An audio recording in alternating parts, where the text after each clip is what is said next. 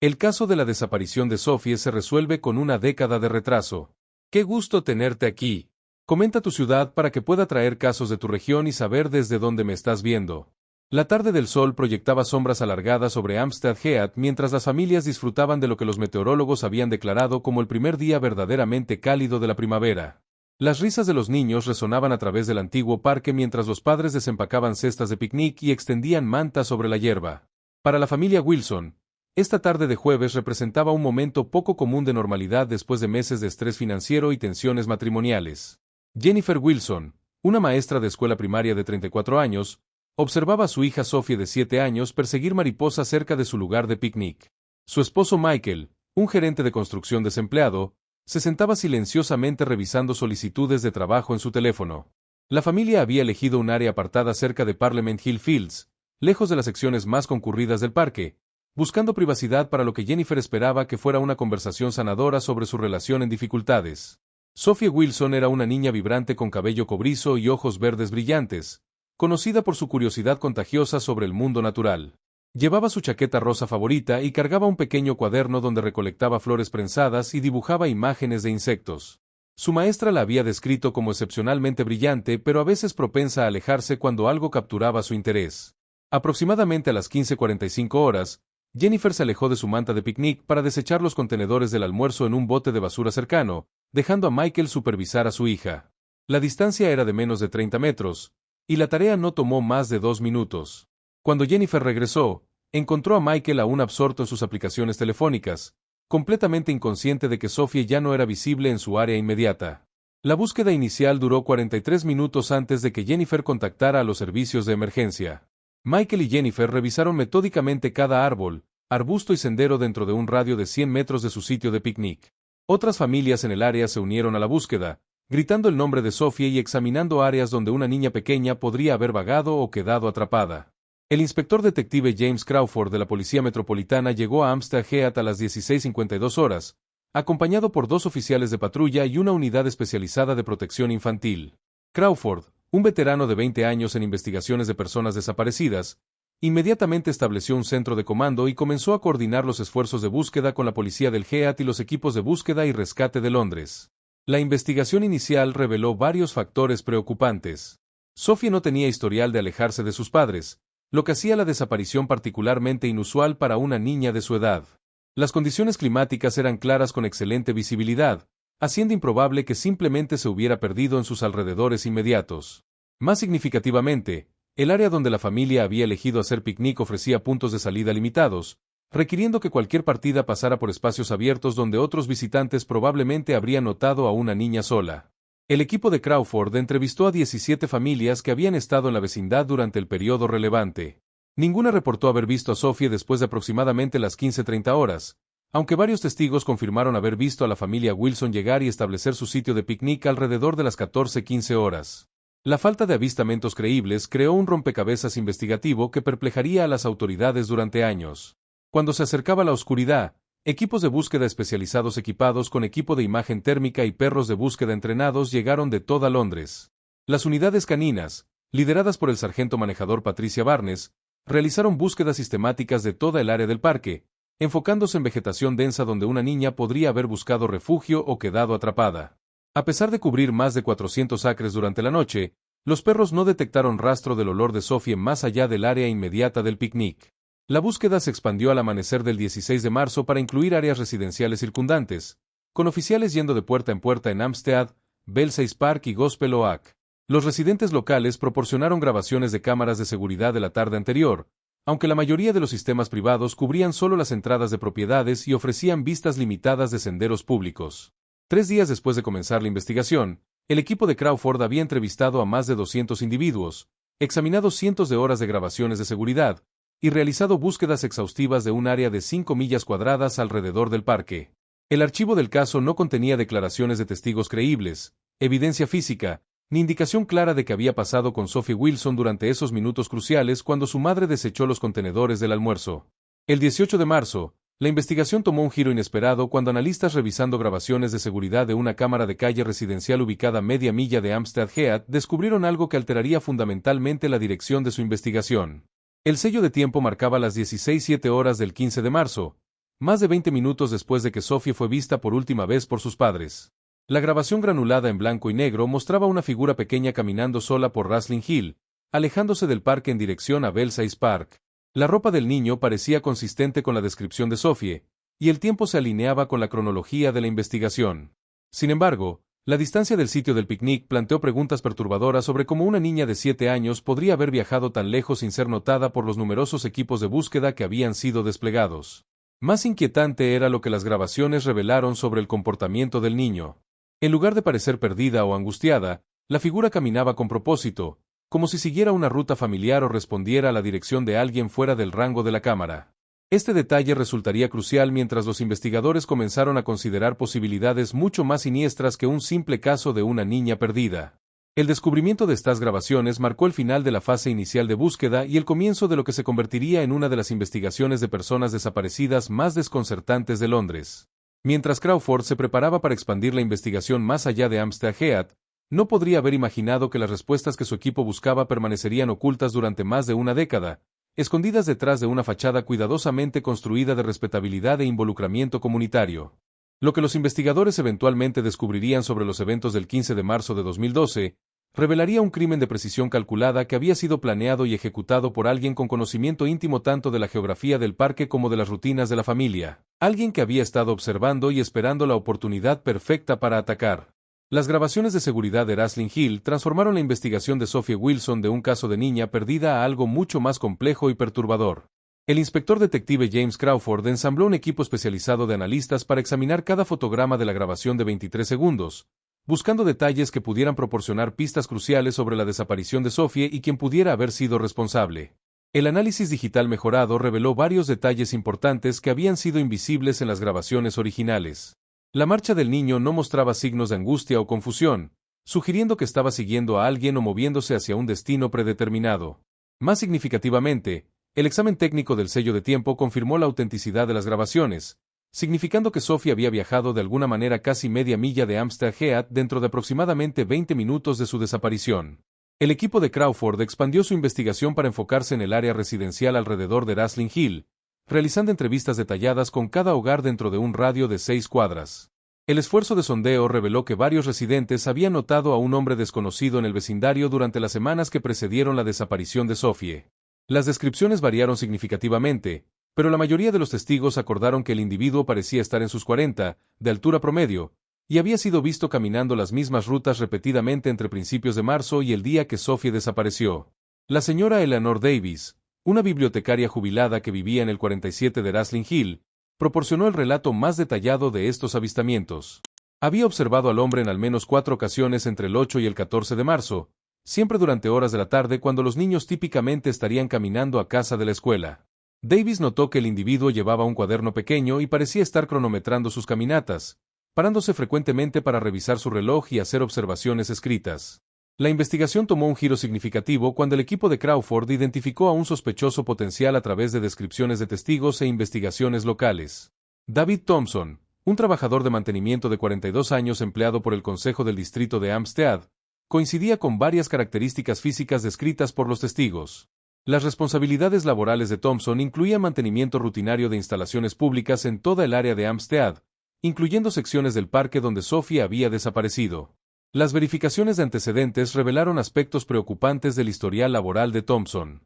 Había sido despedido de 2 posiciones previas con diferentes distritos londinenses después de quejas sobre comportamiento inapropiado alrededor de niños en escuelas e instalaciones recreativas.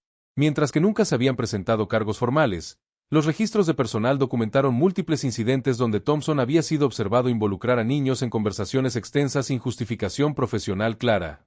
Cuando los investigadores intentaron localizar a Thompson para interrogarlo el 22 de marzo, descubrieron que había terminado abruptamente su empleo con el Consejo del Distrito de Hampstead el 16 de marzo, el día después de la desaparición de Sophie. Su supervisor reportó que Thompson simplemente había fallado en reportarse al trabajo y nunca había recolectado su cheque final. Los intentos de contactarlo en su dirección registrada en Kentish Town revelaron que había desocupado su apartamento en algún momento durante el fin de semana siguiente a la desaparición de Sophie, sin dejar información de reenvío. El propietario de Thompson, William Hughes, proporcionó detalles adicionales preocupantes sobre el comportamiento de su exinquilino. Hughes había recibido numerosas quejas de otros residentes sobre los hábitos inusuales de Thompson, incluyendo su tendencia a fotografiar niños jugando en el patio del edificio y su práctica de seguir grupos escolares que pasaban por la propiedad. Hughes había estado planeando terminar el contrato de arrendamiento de Thompson cuando descubrió que el apartamento había sido abandonado apresuradamente. Una búsqueda de la antigua residencia de Thompson produjo evidencia perturbadora que elevó la investigación a una investigación de crimen mayor. Oculta debajo de las tablas del piso en el dormitorio, los oficiales descubrieron una colección de fotografías que presentaban niños locales, incluyendo varias imágenes de Sophie Wilson tomadas sin el conocimiento de su familia. Las fotografías documentaron las rutinas de Sophie durante varias semanas, mostrándola en varias ubicaciones incluyendo Hampstead Heath, parques infantiles locales, y caminando a la escuela. Entre los descubrimientos más preocupantes estaba un mapa detallado de Hampstead Heath con ubicaciones específicas marcadas y anotadas en la escritura de Thompson. Las anotaciones incluían anotaciones de tiempo y descripciones de puntos ciegos de cámaras de seguridad en todo el parque. Más significativamente, el área preferida de picnic de la familia Wilson había sido rodeada con tinta roja, con notas sobre líneas de visibilidad y rutas de escape potenciales. La investigación se expandió dramáticamente cuando el análisis de las pertenencias personales de Thompson reveló conexiones con casos no resueltos de personas desaparecidas en otros distritos londinenses. Fotografías y recortes de periódicos relacionados con las desapariciones de otros 3 niños durante los últimos 18 meses fueron encontrados cuidadosamente organizados en una carpeta etiquetada con referencias codificadas que los investigadores aún estaban trabajando para descifrar. El 28 de marzo, ocurrió un avance mayor cuando el vehículo de Thompson, una camioneta Ford Transit azul oscuro, fue localizada abandonada en un estacionamiento cerca del aeropuerto Gatwick. El examen forense del vehículo reveló evidencia de trazas consistente con la presencia de un niño, incluyendo fibras pequeñas que coincidían con la chaqueta rosa de Sophie y mechones de cabello cobrizo. Sin embargo, el descubrimiento planteó nuevas preguntas sobre la cronología y el alcance de las actividades de Thompson. Las grabaciones de seguridad del aeropuerto mostraron a Thompson llegando a Gatwick el 17 de marzo y comprando un boleto para un vuelo a Dublín usando efectivo. Las autoridades irlandesas fueron contactadas inmediatamente, pero Thompson parecía haberse desvanecido después de pasar las aduanas en Dublín. Interpol emitió una orden internacional, pero la investigación había llegado a un punto muerto frustrante.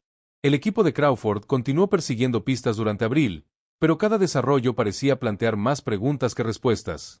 La verificación de antecedentes de Thompson reveló un historial de empleo temporal en múltiples distritos londinenses, siempre en posiciones que proporcionaban acceso a escuelas e instalaciones enfocadas en niños. Sus direcciones previas formaron un patrón sugiriendo targeting sistemático de áreas con altas concentraciones de familias jóvenes. Más desconcertante fue el descubrimiento de que Thompson no tenía historial criminal significativo más allá de violaciones menores de tráfico.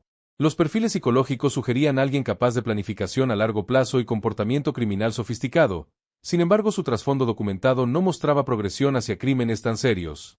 Esta contradicción resultaría crucial para entender la verdadera naturaleza de la desaparición de Sophie. Mientras Abril terminaba sin localizar a Thompson o recuperar a Sophie, la investigación enfrentó presión creciente de la atención mediática y la preocupación pública sobre la seguridad infantil en el norte de Londres. El equipo de Crawford había ensamblado evidencia convincente del involucramiento de Thompson, pero preguntas críticas permanecían sin respuesta sobre sus motivos, su paradero actual, y más importante, qué había pasado con Sophie Wilson. El archivo del caso ahora contenía más de 3.000 páginas de documentación, cientos de declaraciones de testigos, y evidencia forense extensa vinculando a Thompson con la desaparición de Sophie. Sin embargo, a pesar de esta riqueza de información, los investigadores no estaban más cerca de encontrar a Sophie o entender el alcance completo del crimen que estaban investigando. Lo que Crawford y su equipo no podrían haber sabido era que su enfoque en David Thompson, aunque basado en evidencia convincente, los estaba alejando de la verdad sobre el destino de Sophie. El verdadero perpetrador había estado observando su investigación desarrollarse, satisfecho de que la evidencia apuntando hacia Thompson mantendría a las autoridades ocupadas mientras planes más siniestros continuaban sin perturbación. La búsqueda internacional de David Thompson había alcanzado proporciones sin precedentes cuando nuevas revelaciones emergieron sobre su verdadero historial criminal. El inspector detective James Crawford y su equipo descubrieron que las actividades sospechosas de Thompson se extendían mucho más allá de lo que habían imaginado inicialmente, revelando un patrón de comportamiento predatorio que había pasado desapercibido durante años. La investigación forense de la residencia abandonada de Thompson en Kentish Town produjo evidencias que transformaron completamente la comprensión del caso. Ocultos detrás de paneles falsos en las paredes, los técnicos especializados encontraron más de 200 fotografías adicionales de niños de diferentes edades, todas tomadas sin conocimiento de las familias. Las imágenes estaban organizadas meticulosamente en carpetas etiquetadas con códigos que los analistas tardaron semanas en descifrar. El sistema de codificación revelaba una mente altamente organizada y sistemática. Thompson había documentado los horarios escolares, rutas habituales y actividades extracurriculares de al menos 30 niños diferentes en un área que abarcaba 6 distritos londinenses. Cada carpeta contenía mapas detallados marcando ubicaciones de cámaras de seguridad, puntos ciegos de vigilancia y rutas de escape potenciales. Particularmente perturbador fue el descubrimiento de que Thompson había mantenido vigilancia sobre Sophie Wilson durante un periodo de 6 semanas antes de su desaparición. Las fotografías documentaban cada aspecto de la rutina familiar, incluyendo los horarios laborales de Jennifer Wilson, las actividades de búsqueda de empleo de Michael Wilson, y significativamente, la frecuencia con que la familia visitaba Hampstead Heath los jueves por la tarde. El análisis de registros telefónicos y actividad en Internet reveló que Thompson había estado en contacto con una red de individuos con intereses similares. Los investigadores descubrieron comunicaciones encriptadas en foros especializados donde se intercambiaba información sobre familias vulnerables y ubicaciones con poca vigilancia policial. La sofisticación de estas comunicaciones sugería una organización criminal más extensa de lo que las autoridades habían contemplado.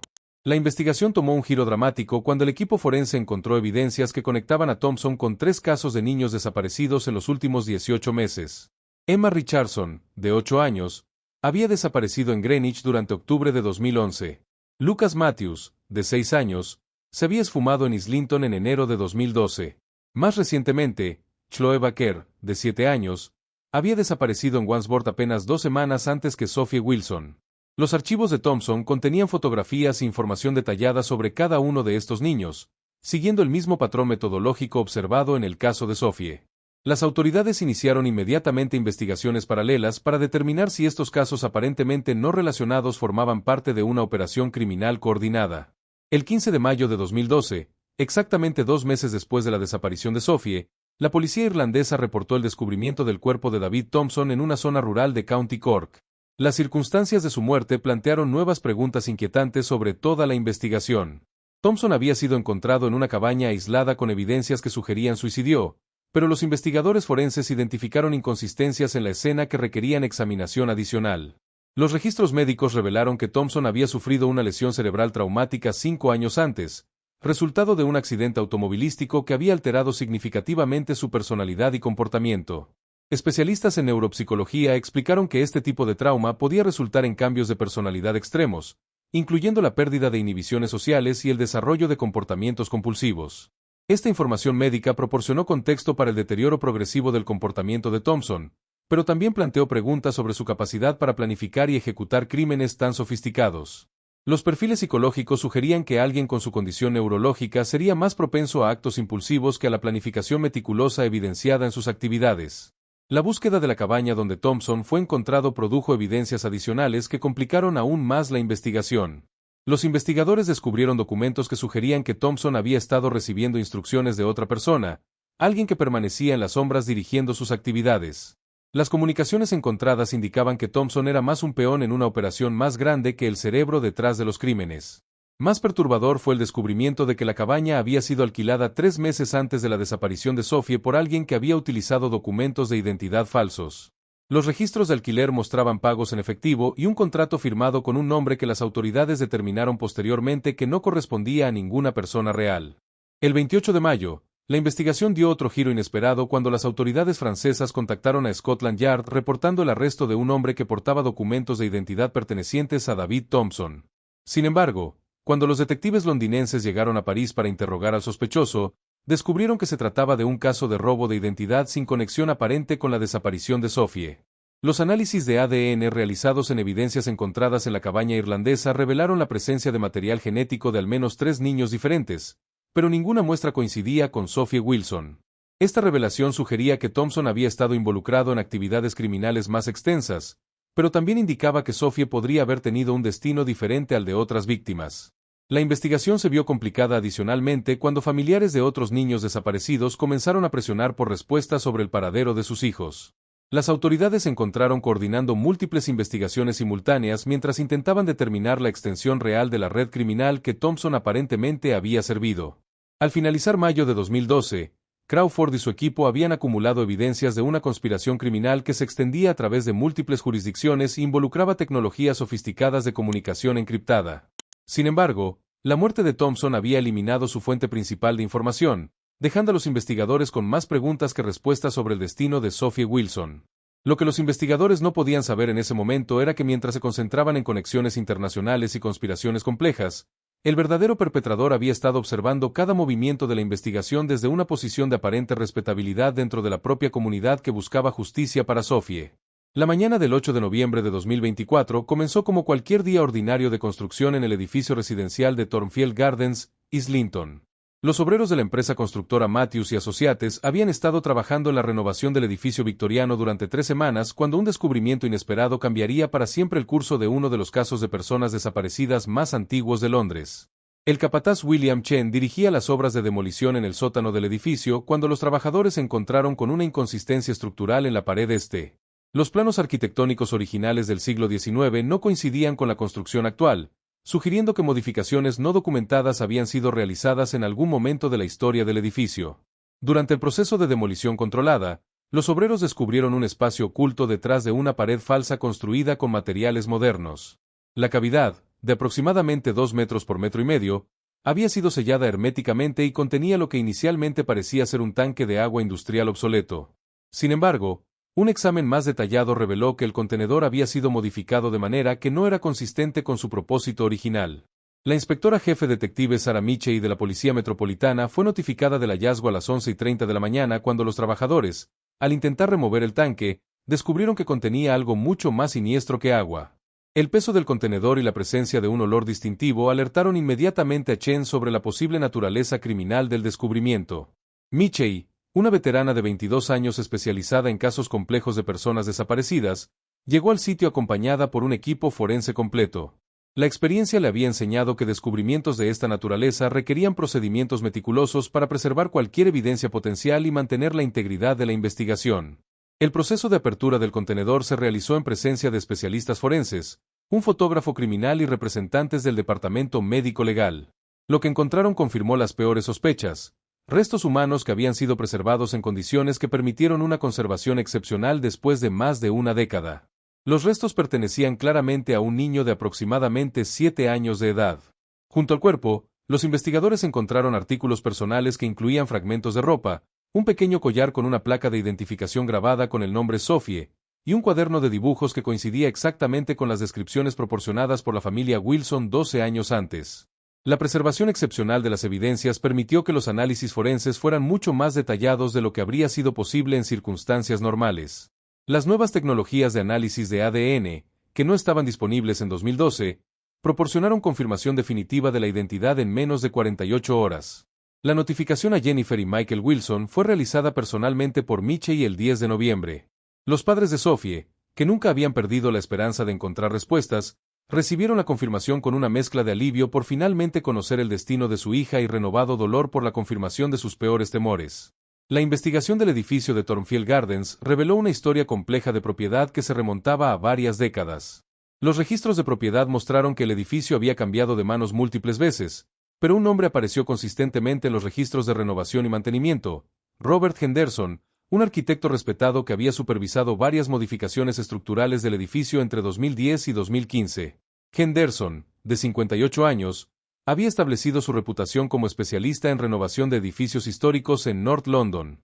Su empresa, Henderson Architectural Restoration, había trabajado en docenas de propiedades victorianas y eduardianas, ganándose la confianza de propietarios y autoridades locales por su atención al detalle y respeto por la integridad histórica de las estructuras. Los registros mostraron que Henderson había adquirido el edificio de Thornfield Gardens en 2009, 3 años antes de la desaparición de Sophie. Las modificaciones estructurales documentadas incluían trabajo extenso en el sótano, oficialmente descritas como mejoras de impermeabilización y modernización de sistemas de servicios públicos. Lo más perturbador para los investigadores fue descubrir que Henderson había sido uno de los voluntarios más activos en las búsquedas originales de Sophie en 2012. Los registros de la operación de búsqueda mostraban que Henderson había participado en múltiples jornadas de búsqueda, había proporcionado mapas detallados del área de Hampstead Heath basados en su conocimiento profesional de la topografía local, y había sido elogiado públicamente por las autoridades por su dedicación a la causa. Las fotografías de archivo de las búsquedas mostraban a Henderson trabajando junto a los padres de Sophie, consolando a Jennifer Wilson y proporcionando apoyo logístico a los equipos de búsqueda.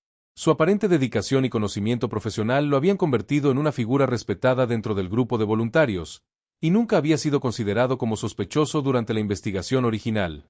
El análisis de registros financieros reveló que Henderson había realizado compras significativas de materiales de construcción especializados durante marzo de 2012, incluyendo selladores químicos, materiales de impermeabilización y equipos de ventilación que no correspondían con proyectos documentados en sus registros comerciales oficiales. Más inquietante fue el descubrimiento de que Henderson había utilizado su acceso profesional a múltiples propiedades para crear espacios ocultos similares en al menos 3 edificios diferentes. Los investigadores comenzaron a sospechar que el caso de Sophie podría ser parte de un patrón mucho más amplio de actividad criminal. La investigación de las propiedades adicionales asociadas con Henderson reveló evidencias de modificaciones estructurales no autorizadas que seguían patrones similares a los encontrados en Thornfield Gardens. Sin embargo, estos espacios ocultos estaban vacíos, sugiriendo que habían sido utilizados para propósitos que los investigadores aún estaban tratando de determinar. El 15 de noviembre, una semana después del descubrimiento inicial, Mitchell obtuvo una orden de arresto para Robert Henderson. Sin embargo, cuando los oficiales llegaron a su residencia en Highgate, encontraron que Henderson había desaparecido, dejando atrás evidencias de una partida apresurada que sugería conocimiento previo de la investigación en curso. La búsqueda de Henderson revelaría conexiones que transformarían completamente la comprensión no solo del caso Sophie Wilson, sino de la verdadera naturaleza del mal que había estado operando en secreto dentro de la comunidad durante más de una década. La búsqueda intensiva de Robert Henderson se convirtió en una operación policial de escala metropolitana cuando la inspectora jefe detective Sarah Mitchell descubrió la verdadera magnitud de las actividades criminales que habían permanecido ocultas durante más de una década. Lo que inicialmente había parecido el caso aislado de un arquitecto respetado con un secreto siniestro, pronto reveló una red de engaño y manipulación que había infiltrado los niveles más altos de la sociedad londinense. La investigación de la residencia de Henderson en Highgate produjo evidencias que superaron las expectativas más sombrías de los investigadores. El estudio privado de Henderson contenía archivos meticulosamente organizados que documentaban no solo el caso de Sophie Wilson, sino también una serie de actividades criminales que se extendían a lo largo de 15 años. Los archivos incluían fotografías, planos arquitectónicos detallados, registros financieros y correspondencia que revelaba una mente criminal de una sofisticación extraordinaria. Entre los descubrimientos más perturbadores estaban los registros que mostraban cómo Henderson había utilizado su reputación profesional para acceder a propiedades donde familias vulnerables vivían o visitaban regularmente. Su empresa había trabajado en escuelas, centros comunitarios y edificios residenciales en áreas donde posteriormente se habían reportado desapariciones de niños. El patrón sugería una planificación criminal que se extendía mucho más allá del caso individual de Sophie Wilson. Los análisis forenses de los dispositivos electrónicos encontrados en la residencia revelaron comunicaciones con David Thompson que se remontaban a 2010, 2 años antes de la desaparición de Sophie. Las comunicaciones mostraban que Henderson había estado manipulando a Thompson, aprovechando su vulnerabilidad neurológica para convertirlo en una herramienta para sus propios fines criminales. Thompson no había sido el cerebro detrás de las operaciones, sino una víctima manipulada cuya condición médica lo había hecho susceptible al control psicológico. Las evidencias revelaron que Henderson había orquestado cuidadosamente la manipulación de la investigación original de 2012. Había proporcionado información aparentemente útil a los investigadores, pero diseñada específicamente para dirigir la atención hacia Thompson y alejarla de sí mismo. Su participación como voluntario en las búsquedas no había sido motivada por compasión, sino por el deseo de controlar el flujo de información y monitorear el progreso de la investigación. Más escalofriante fue el descubrimiento de que Henderson había documentado meticulosamente cada interacción con la familia Wilson durante las búsquedas de 2012. Sus archivos contenían fotografías tomadas secretamente de Jennifer y Michael Wilson en sus momentos más vulnerables, junto con notas detalladas sobre su estado emocional y reacciones psicológicas. Estas observaciones sugerían que Henderson había derivado satisfacción no solo del crimen inicial, sino también del sufrimiento prolongado de las víctimas secundarias. La investigación financiera reveló transacciones complejas que Henderson había utilizado para financiar sus actividades criminales mientras mantenía una apariencia de éxito profesional legítimo. Había establecido múltiples empresas subsidiarias que le proporcionaban acceso a propiedades y materiales de construcción, mientras que cuentas bancarias offshore ocultaban los verdaderos propósitos de sus gastos. La sofisticación de estos arreglos financieros sugería años de planificación y preparación. El 22 de noviembre, la investigación tomó un giro dramático cuando los analistas descubrieron evidencias de que Henderson había estado monitoreando activamente la investigación de 2024 desde sus primeras etapas. Registros de actividad en Internet mostraban que había accedido a bases de datos de la construcción para verificar el estado de las renovaciones en Thornfield Gardens. Había conocido sobre el descubrimiento de los restos de Sophie días antes de que las autoridades emitieran la orden de arresto. Los investigadores descubrieron que Henderson había establecido múltiples identidades falsas y rutas de escape que había estado manteniendo durante años. Tenía pasaportes bajo nombres diferentes, cuentas bancarias en países sin tratados de extradición, y propiedades en ubicaciones remotas que había estado preparando como refugios potenciales. La preparación de estos planes de contingencia revelaba una paranoia profundamente arraigada y una comprensión clara de que eventualmente podría ser descubierto. La búsqueda internacional de Henderson se complicó cuando las autoridades descubrieron que había utilizado su conocimiento arquitectónico para crear espacios ocultos no solo en Londres, sino también en propiedades que poseía en Escocia, Irlanda y el sur de Francia. Cada ubicación había sido cuidadosamente seleccionada por su aislamiento y la dificultad de acceso para las autoridades, sugiriendo que Henderson había estado planificando una fuga eventual durante años. El 25 de noviembre, la investigación reveló conexiones con otros casos no resueltos que se extendían a través de Europa. Las autoridades en París, Dublín y Madrid reportaron similitudes entre métodos utilizados en casos locales de personas desaparecidas y los patrones documentados en los archivos de Henderson. La posibilidad de que Henderson hubiera estado operando internacionalmente transformó la investigación en un esfuerzo coordinado de Interpol. Particularmente perturbadora fue la revelación de que Henderson había mantenido correspondencia regular con otros individuos que compartían intereses criminales similares. Los análisis de comunicaciones encriptadas revelaron una red internacional de intercambio de información y recursos entre criminales que operaban en diferentes países. Henderson había sido no solo un perpetrador individual, sino un participante activo en una comunidad criminal más amplia. La investigación psicológica de Henderson reveló una personalidad compleja que había logrado mantener una fachada de normalidad mientras desarrollaba impulsos criminales durante décadas. Entrevistas con colegas profesionales, vecinos y conocidos describían a Henderson como un individuo carismático y competente, aparentemente incapaz de los crímenes que había cometido. Esta capacidad de engaño había sido fundamental para su capacidad de operar sin detección durante tanto tiempo.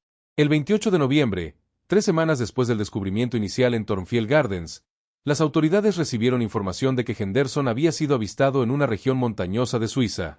La información provenía de un testigo que había reconocido fotografías distribuidas por Interpol, pero cuando los equipos de búsqueda llegaron a la ubicación reportada, Henderson había desaparecido nuevamente, dejando atrás evidencias de que había estado monitoreando comunicaciones policiales y anticipando los movimientos de búsqueda.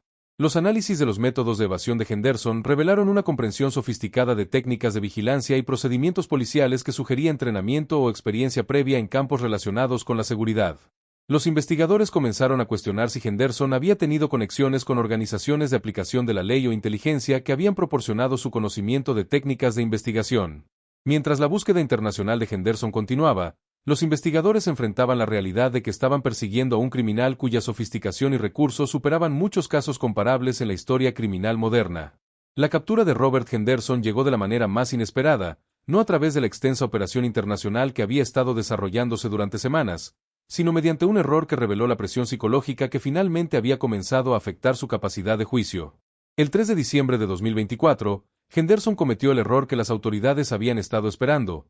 Intentó acceder a una cuenta bancaria offshore desde un café internet en Ginebra, proporcionando a los investigadores la ubicación exacta que necesitaban. Los equipos suizos de aplicación de la ley, coordinando con Scotland Yard e Interpol, establecieron vigilancia discreta alrededor del distrito financiero de Ginebra donde Henderson había realizado la transacción digital. La operación requirió paciencia extrema, ya que Henderson había demostrado una capacidad extraordinaria para detectar vigilancia y desaparecer antes de que las autoridades pudieran actuar. La captura finalmente ocurrió el 7 de diciembre cuando Henderson, aparentemente creyendo que había eludido exitosamente a las autoridades, regresó al mismo café para completar transferencias financieras adicionales. Los agentes suizos lo arrestaron sin incidentes, aunque Henderson inmediatamente exigió representación legal y se negó a hacer declaraciones sobre los crímenes de los que se le acusaba. El proceso de extradición a Reino Unido tomó 6 semanas, durante las cuales Henderson permaneció en custodia suiza mientras los abogados de ambos países navegaban los procedimientos legales internacionales. Durante este periodo, los investigadores británicos continuaron desarrollando evidencias adicionales que fortalecerían el caso cuando Henderson fuera finalmente juzgado en Londres. El 15 de enero de 2025, Henderson fue extraditado a Reino Unido y formalmente acusado de asesinato en primer grado, ocultación de evidencias, manipulación de una investigación criminal, y múltiples cargos relacionados con actividades criminales que se extendían durante más de una década. La lectura de cargos en el Tribunal Penal Central de Londres marcó el comienzo de lo que se convertiría en uno de los juicios criminales más seguidos de la década. Los procedimientos legales revelaron la extensión completa de las actividades de Henderson por primera vez al público. Los medios de comunicación cubrieron extensamente cada aspecto del caso, desde los detalles técnicos de cómo Henderson había construido el escondite en Thornfield Gardens hasta las manipulaciones psicológicas que había utilizado para controlar a David Thompson y desviar la investigación original. Durante el juicio, que duró 3 meses, los fiscales presentaron evidencias forenses que conectaban definitivamente a Henderson con el crimen. Los análisis de ADN, huellas dactilares encontradas en los materiales de construcción utilizados para sellar el escondite, y registros financieros que documentaban la compra de materiales especializados proporcionaron un caso prácticamente irrefutable contra el acusado. Particularmente impactante fue el testimonio de expertos que explicaron cómo Henderson había utilizado su conocimiento arquitectónico para crear un escondite que podría haber permanecido sin descubrir indefinidamente si no hubiera sido por la coincidencia de las renovaciones en el edificio. La sofisticación técnica del crimen demostró una planificación que se había extendido durante meses antes de la desaparición de Sophie. Los testimonios de Jennifer y Michael Wilson proporcionaron el elemento humano del caso que resonó profundamente con el jurado y el público. Describieron cómo Henderson había participado en las búsquedas de su hija, proporcionando consuelo y apoyo mientras sabía exactamente dónde se encontraba Sophie. La traición de esa confianza añadió una dimensión de crueldad psicológica que intensificó la percepción pública del crimen. La defensa de Henderson intentó argumentar que su cliente sufría de trastornos psicológicos que habían influenciado su comportamiento, pero los evaluadores psiquiátricos del tribunal determinaron que Henderson había conservado plena capacidad para distinguir entre el bien y el mal durante la comisión de sus crímenes. Su capacidad para mantener una fachada de normalidad durante años contradecía cualquier argumento de incapacidad mental. El 15 de abril de 2025, después de 6 horas de deliberaciones, el jurado declaró a Robert Henderson culpable de todos los cargos presentados contra él. La sentencia, pronunciada una semana después, fue de cadena perpetua sin posibilidad de libertad condicional, asegurando que Henderson nunca tendría la oportunidad de cometer crímenes similares. Durante la lectura de la sentencia, el juez comentó sobre la naturaleza extraordinariamente calculada de los crímenes de Henderson y su impacto duradero no solo en las víctimas directas, sino en la comunidad en general.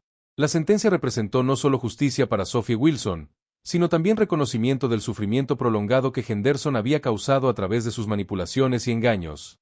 Después del juicio, Jennifer y Michael Wilson expresaron una mezcla de alivio y dolor persistente. Mientras que la resolución del caso había proporcionado respuestas que habían buscado durante más de 12 años, también había confirmado la pérdida irreversible de su hija y revelado la crueldad de quien había pretendido ayudarlos durante su momento más vulnerable. La investigación adicional de las propiedades y actividades de Henderson continuó después de su condena, con autoridades trabajando para determinar si había otras víctimas de sus crímenes. Aunque no se encontraron evidencias adicionales de víctimas fatales, los investigadores identificaron múltiples casos de acoso y vigilancia que Henderson había realizado a lo largo de los años. El caso Sophie Wilson se cerró oficialmente el 1 de mayo de 2025, más de 13 años después de la desaparición inicial. Para las autoridades, representó tanto una victoria de la perseverancia investigativa como un recordatorio de cómo individuos aparentemente respetables pueden ocultar naturalezas criminales durante periodos extensos. Para la familia Wilson y la comunidad más amplia, la resolución del caso proporcionó un cierre que había sido esquivo durante más de una década. Mientras que ninguna cantidad de justicia podría devolver a Sophie, la condena de Henderson aseguró que su memoria sería honrada y que otros niños estarían protegidos de un predador que había operado en las sombras durante demasiado tiempo. La historia del caso Sophie Wilson permanece como testimonio de la importancia de la perseverancia en la búsqueda de justicia y la necesidad de mantener vigilancia constante contra aquellos que utilizarían posiciones de respetabilidad para ocultar intenciones criminales.